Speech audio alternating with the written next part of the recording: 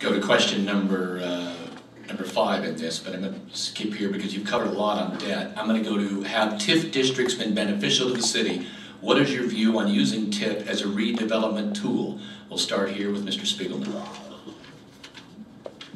First of all, just to mention, the streaming videos of CRC is something that has not really happened forever since the CRC was created back in the early 2000s. That is something of recent vintage, and open public meetings that are televised to the public is also something that has happened in the last couple of years.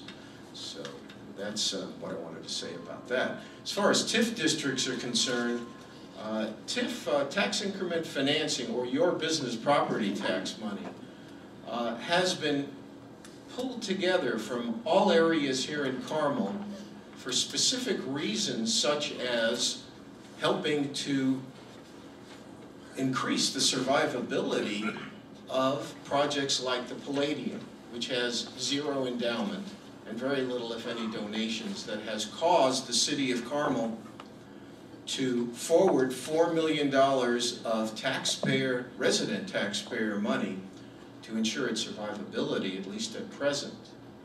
TIF should be used in the districts from where it comes, meaning when the West Clay TIF was instituted a few years ago, one of the councilmen, Mr. Sharp, said that such a TIF would be used as insurance for the city center. That was something he quoted.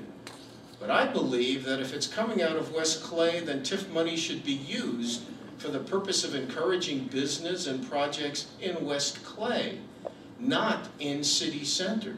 TIF districts should not be combined. Unfortunately, they are, and that's the policy of the current mayor. So I think that leaves your businesses quite short when it comes to the ability of people to be attracted to your area with various amounts of different businesses. Mr. Brainerd. TIF stands for Tax Incremental Financing. Let me briefly explain how it works.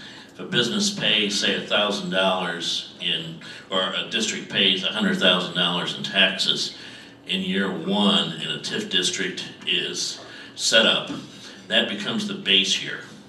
And that money is distributed X amount to the city, Y amount to the township, Z amount to the county, the library. It used to be more to the schools. Most of the school financing has now been moved from property tax to other revenue sources. But that's how it worked. But the increases for a period of years, generally 25 today, then come into a special fund.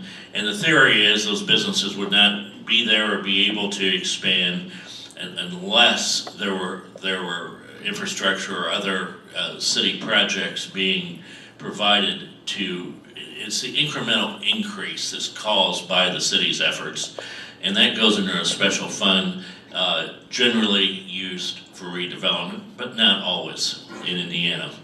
As regards the Palladium, the requirement under state law is that those TIF districts, the improvement has to serve those areas.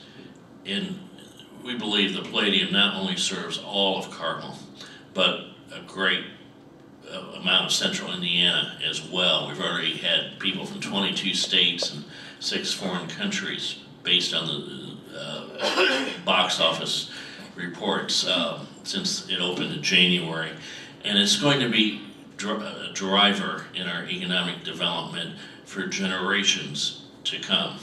And so I think the TIF districts have performed well. They've allowed us to renovate our old town. We all remember that, or a lot of us remember that old Kroger strip center that used to exist on Rangeline Road. What we have today is far, far better, and is going to provide a tax base for generations. Mr. Asatero. TIF districts in our city have generated money. But the question is, did we use this money appropriately? We use taxpayer money in our city right now to subsidize a restaurant, be involved in a warehouse rental and party time business. We built an office building with it.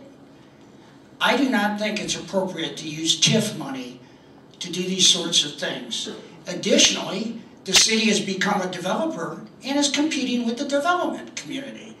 And I can tell you, you take the richest and best developer in the world and you can't compete with government.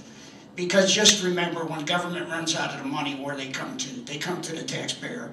When a business runs out of money, they're out of it, they're bankrupt.